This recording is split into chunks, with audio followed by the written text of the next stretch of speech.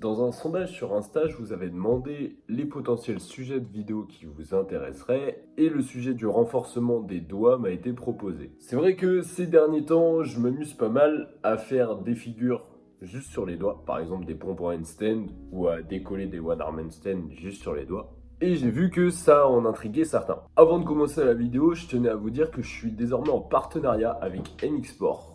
MX Sport, c'est une marque de textile, mais aussi d'équipements sportifs spécialisés en street workout. Et c'est la seule marque de textile de street à avoir une collection femmes. Tout ce qu'ils proposent est super quali. J'ai notamment essayé les MX Bricks et j'en suis tombé amoureux. Pour moi, c'est un incontournable pour tous les fans de hand balancing. Mais ils proposent aussi les MX Bars et des débardeurs trop stylés. N'hésitez pas à aller y faire un tour. Le code c'est MOULAX. Vous avez 10% de réduction sur toute la boutique. Ceci étant dit, on attaque avec le sujet de la vidéo. Avant de vous expliquer comment on renforce les doigts, on va déjà comprendre comment le corps s'adapte tout court. La loi de Lormez, c'est la loi qui dit que on met un stress au corps, on récupère après et le corps il s'adapte. En gros, la courbe, vous l'avez peut-être déjà vue, ça fait stress, les performances diminuent, récupération, les performances remontent et une fois qu'elles ont dépassé les niveaux de départ, là, ça veut dire qu'on s'est adapté et donc on peut se remettre un nouvel entraînement dans la tronche. Lorsqu'on s'entraîne, en gros, on détruit juste notre corps dans l'espoir qu'il se répare plus fort. Ok, jusque-là, ça c'est capté. Maintenant, lorsque tu mets un stress à ton corps, tu le stresses à tout niveau. Tu stresses les muscles, tu stresses le système nerveux, tu stresses la peau, tu stresses les tendons, tu stresses les os, etc. Il y a absolument tout le corps qui s'adapte pour survivre au stress que tu lui mets dans la tronche. Et toutes ces adaptations, elles se passent pas à la même vitesse. Automatiquement, tu te doutes bien que si un muscle est gros, il mettra plus de temps à récupérer qu'un muscle qui est plus petit. C'est valable pour la taille des muscles, mais c'est aussi valable pour toutes les structures qui sont touchées. Ton système nerveux, c'est ce qui s'adapte le plus vite. Lorsque tu travailles un nouveau mouvement, tu vas d'abord gagner en technique et en force nerveuse avant d'améliorer ta masse musculaire, de renforcer tes tendons et même d'améliorer ta densité osseuse si besoin. La preuve que tout le corps s'adapte, vous avez juste à regarder vos mains où vous avez de la corde. Vous savez, la peau durcie là.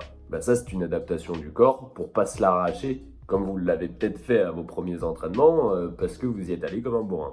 12 sleepless hours later.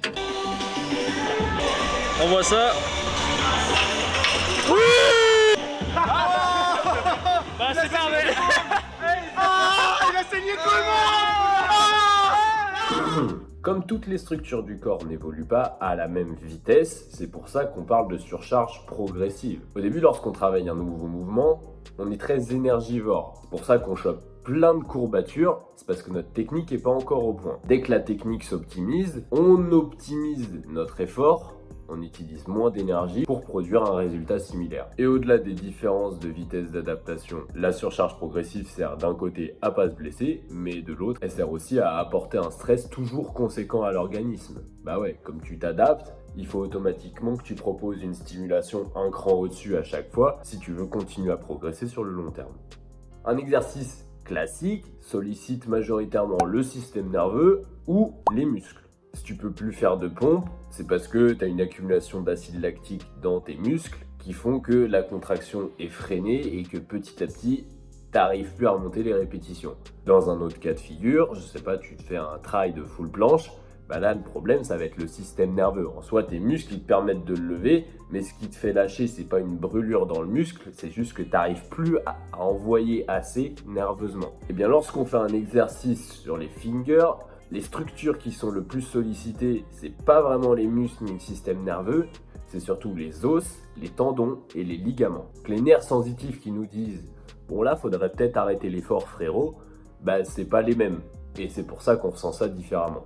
Au-delà du ressenti, comme je vous l'ai dit précédemment, les structures mettent pas le même temps à s'adapter. Le système nerveux et les muscles, c'est plus rapide que les tendons et les os. Pour que les os et les tendons de vos doigts s'adaptent, ça va vous prendre du temps, soyez-en conscients. Ceci étant dit, je vais vous présenter les différents exercices qui vous serviront dans votre progression pour renforcer vos doigts. Les exercices seront à choisir et à privilégier selon votre but final. Est-ce que votre but c'est savoir faire des pompes en équilibre sur les mains? Est-ce que votre but c'est savoir faire une planche juste sur 2 doigts? Ciblez votre but et orientez les exercices en fonction. Je pense que l'exercice le plus accessible pour tout le monde, ce serait les pompes sur les doigts. Et à vrai dire, si les pompes sont trop difficiles, vous pouvez simplement faire du gainage sur les doigts ou des pompes sur les genoux. Progressivement, vous allez essayer de rajouter de la charge, par exemple avec un L-sit sur les doigts ou du gainage sur les doigts, mais cette fois juste avec une main. Une fois que vous êtes à l'aise avec ces exercices de base, vous pouvez diversifier un petit peu le travail. Handstand contre le mur sur les doigts, handstand push-up contre le mur sur les doigts. En soi, les progressions sont les mêmes que pour les autres exercices. Vous voulez savoir faire le handstand, vous vous entraînez contre le mur. Puis vous vous entraînez hors du mur. Puis vous vous entraînez à décaler le poids sur une main. Puis vous vous entraînez à lâcher l'autre main. Il faudra simplement être plus progressif qu'à votre habitude. Si votre objectif c'est une full planche 2 finger, vous commencez par des planches finger, puis des planches 4 finger, puis des planches 2 finger, en travaillant aussi à l'élastique pour vous délester et pour conserver cette progressivité. Je vais te donner quelques conseils supplémentaires concernant l'exécution de ces exercices. Plus ton pouce va pouvoir être posé à 90 degrés sur le sol, plus tu auras de force. C'est-à-dire, plus il est écarté, moins j'ai de force, plus la première phalange est verticale, plus j'ai de force. Et concernant les autres doigts, plus ils sont écartés, plus vous avez une surface de contact qui est grande, et donc plus vous aurez de contrôle dans vos mouvements. À vous de choisir ensuite entre la prise pronation, neutre ou supination. Par expérience, la prise supination correspondra mieux aux exercices de force type planche ou semi-planche, et la prise pronation conviendra mieux en handstand. Vous êtes peut-être en train de vous demander, oui mais moi j'arrive pas à mettre mon pouce à 90 degrés, ou alors espacer les doigts c'est encore difficile, je suis pas très souple. Ça va s'adapter en travaillant des exercices sur les doigts, mais il faut aussi faire un travail complémentaire. Pour la santé de votre corps, vous devez toujours utiliser toute l'amplitude qu'il vous permet. Tout simplement parce que si vous n'utilisez plus cette amplitude, vous allez la perdre au fur et à mesure. Si tu fais le grand écart tous les jours jusqu'à la fin de ta vie, tu sauras le faire tous les jours jusqu'à la fin de ta vie.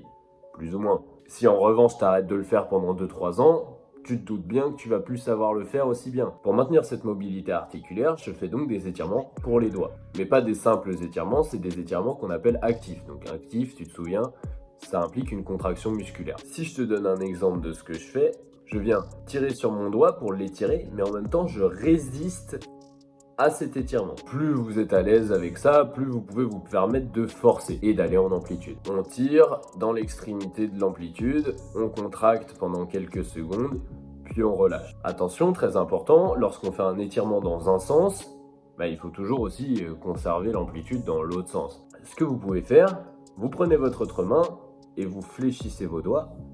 Les doigts qui sont fléchis, eux, essayent de résister et de s'étendre. On va à l'encontre de l'étirement. Tu emmènes en amplitude, mais il faut aussi que tu sois capable de contrôler dans cette amplitude. Donc il faut que tu forces.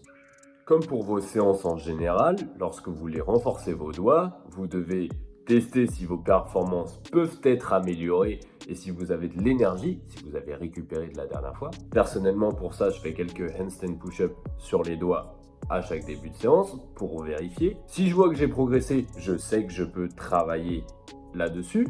Et donc, je commence par les exercices les plus difficiles. Dans mon cas, c'est essayer de lever un handstand à un bras juste sur les doigts.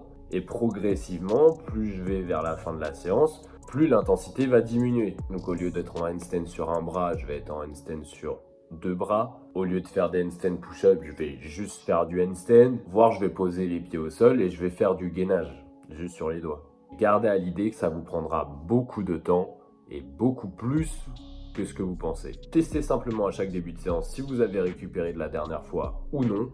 Si vous avez récupéré, vous pouvez travailler. Si vous n'avez pas récupéré, ne travaillez pas ou maintenez tout au plus 1 ou 2 séries et sans forcer. J'espère que cette vidéo t'a appris des choses. Laisse-moi un avis dans les commentaires. Propose-moi un sujet pour une prochaine vidéo et je te dis à la prochaine. Porte-toi bien. C'était Moulax.